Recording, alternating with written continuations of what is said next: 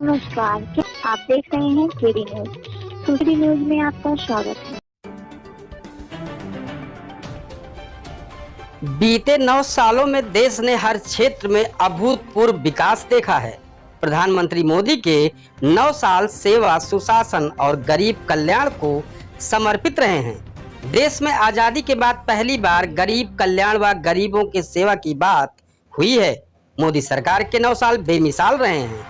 यह बातें उत्तराखंड सरकार के चिकित्सा स्वास्थ्य मंत्री डॉक्टर धन सिंह रावत ने मोदी सरकार के 9 साल पूरे होने पर सुल्तानपुर जिला पंचायत सभागार में आयोजित पत्रकारों से वार्ता के दौरान कही।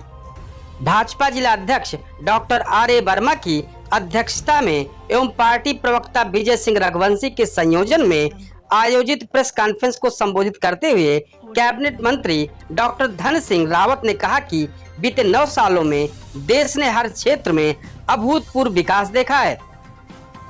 उन्होंने कहा कि 2019 से मोदी सरकार 80 करोड़ लोगों को निःशुल्क राशन दे रही है। सरकार ने कोविड-19 के दौरान 100 देशों को वैक्सीन उपलब्ध कराई। उन्होंने बताया कि कांग्रेस ने आजादी के बाद एक एम्स बनवाया था। आज सिर्फ यूपी में 6 एम्स बने हैं।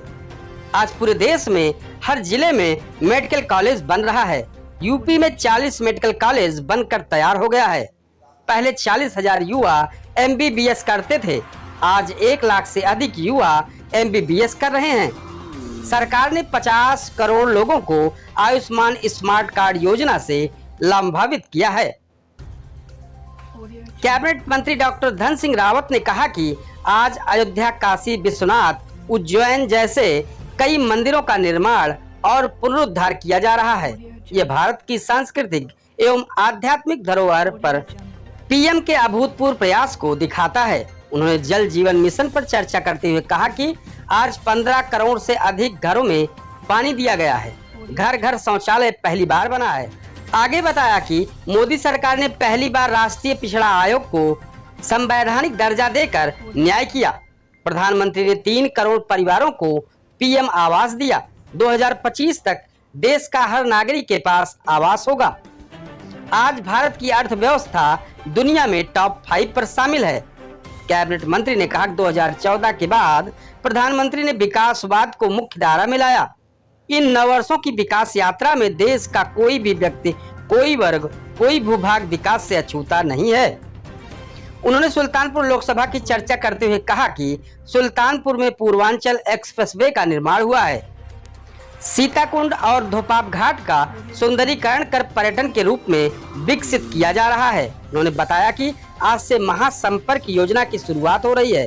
इसमें पार्टी के बड़े नेता से कार्यकर्ता तक 1.5 लाख परिवारों में जाकर संपर्क करेंगे और सरकार की नीतियों को जन जन तक पहुंचाएंगे। देखिए, आज देश के यशस्वी प्रधानमंत्री जी और भारत सरकार के 9 वर्ष पूरे होने पे प्रेस कॉन्फ्रेंस की गई है और इन 9 वर्षों में जो काम भारत सरकार ने सुशासन के किए हैं, गरीब कल्याण के काम किए हैं, सेवा के काम किए हैं, भारत के मान सम्मान बढ़ाने का काम किया है, भारत के गरीबों के हितों में काम किया है, देश की अर्थव्यवस्था को ठीक करने का काम किया गया है। इसको जन जन तक ले जाने के लिए एक पूरे देश में 1 जून से लेकर और 30 जून तक एक महासंपर्क अभियान भारतीय जनता पार्टी के द्वारा आयोजित किया गया है और इसके तहत मैं आज सुल्तानपुर जिले में आया हूँ। यहाँ पे इस पूरे महीने में 1.5 लाख लोगों से जनसंपर्क करने का अभियान जो है पूरे भारतीय जनता पार्टी के कार्यकर्ता करेंगे। हम हर जिले में व्यापारी सम्मेलनों का आयोजित करेंगे कि वोटर्स के साथ संपर्क करेंगे। हम सोशल मीडिया के बंधुओं के साथ सम्मेलन करने जा रहे हैं।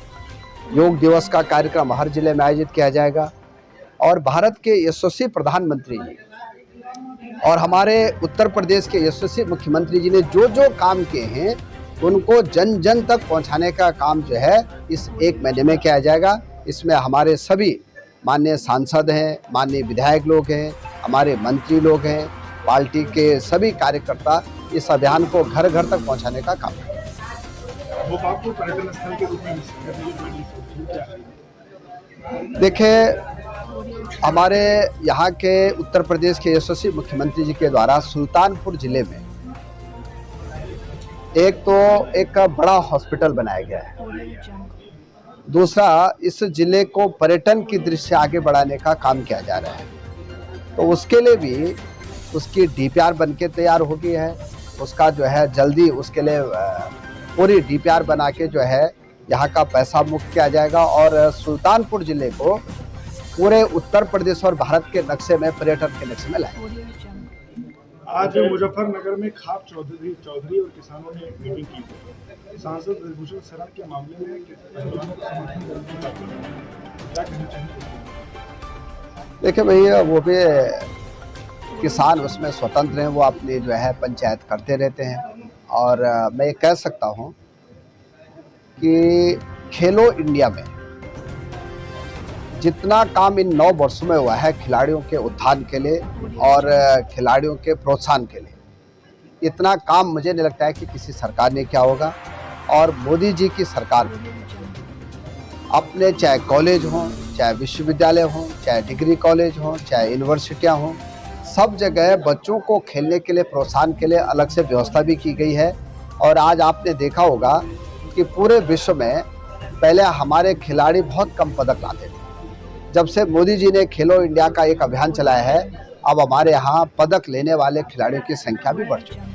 पदक लेने वाले खिलाड़ी भी गंगा में बहाने जा रहे हैं? नहीं, बाहर नहीं, उनकी संख्या जो है दुगनी से ज्यादा हुई है जो अपने देश के लिए जो है पदक ला रहे हैं। उत्तराखंड में भाजपा की सरकार है, देखिए, अभी आप लोगों ने 2-3 विषय रखे हैं मेरे सामने और मैं निश्चित रूप से यहाँ के माननीय मुख्यमंत्री जी से बात करूँगा इस संदर्भ में। और हमारे राज्य में तो, क्योंकि हमारा तो सैनिक बहुल राज्य है, तो हम अपने राज्य में सैनिकों के बच्चों के लिए, सैनिकों के लिए भी काफ़ी काम करते हैं। यहाँ भी जो बातें आपने कही, मैं मुख्यमंत्री जी को इस बारे में जरूर